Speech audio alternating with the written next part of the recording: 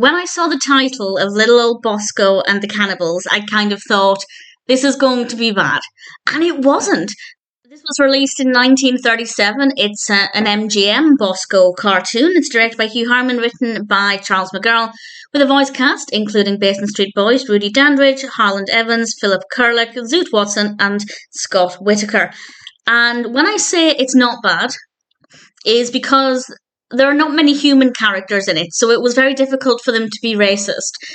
I don't know if they were offensive at any point, because I'm not that knowledgeable about the characters they're parodying. So if anybody has any thoughts on that, please feel free to let me know. But most of the characters are frogs, giant frogs, frogs that are much bigger than Bosko. Bosko is going to his grandmother's house, and on his way he meets all of these frogs.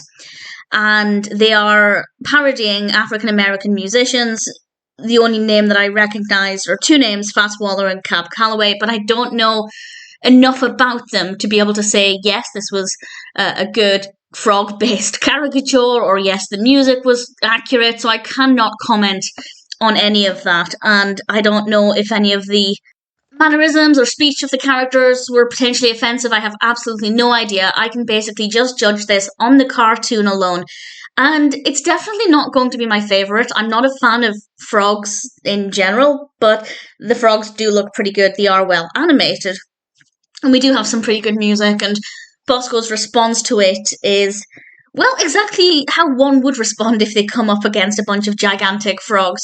And I think Bosko was pretty likeable in this one, and the music was fine, the animation was fine, and it's absolutely not the cartoon I feared it would be, which I'm really relieved about.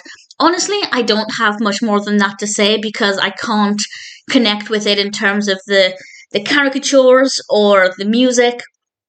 But I did like the animation. We have a lot of green in this, as one can imagine, and it's certainly very creative. I like seeing the piano and things that are maybe not what I expected to see when I started watching it. So it's definitely much better than I'd anticipated.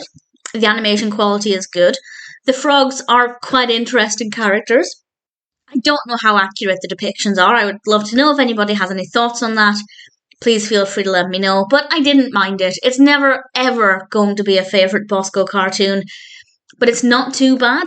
And compared to what I was expecting, it's pretty decent.